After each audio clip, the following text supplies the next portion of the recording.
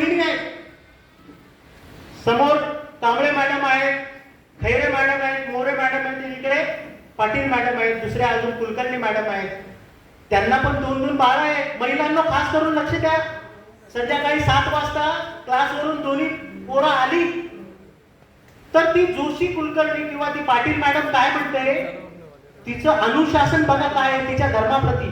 ती काय म्हणते की बाळांनो, तुम्ही आले तर हातपाय धुवा आणि तुम्ही देवाला दिवाबत्ती करा आणि काय म्हणा, शुभम करोति कल्याणं.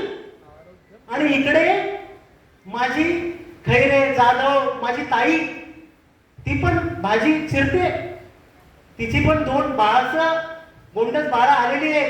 आणि ती काय म्हणताय, आई आई आम्हाला भूक लागली. ती म्हणते, आता ती कुठल्या शब्दामध्ये म्हणत असेल तुम्ही कल्पना करा.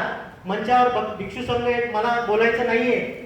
तर ती काय म्हणते तिच्या लेकरांना, अरे जा किचन मध्ये काहीतरी ढोसळून घे, काय हजळून घे, खाऊन घे. माझी इथे सिरियल चालू आहे. काय चालू आहे? टीव्हीवर सिरियल चालू आहे.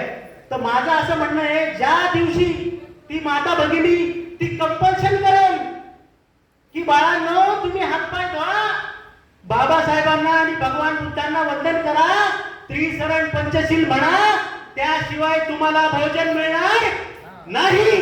ही खरी शिकवण आपल्याला घरामधून निर्माण करावी लागेल.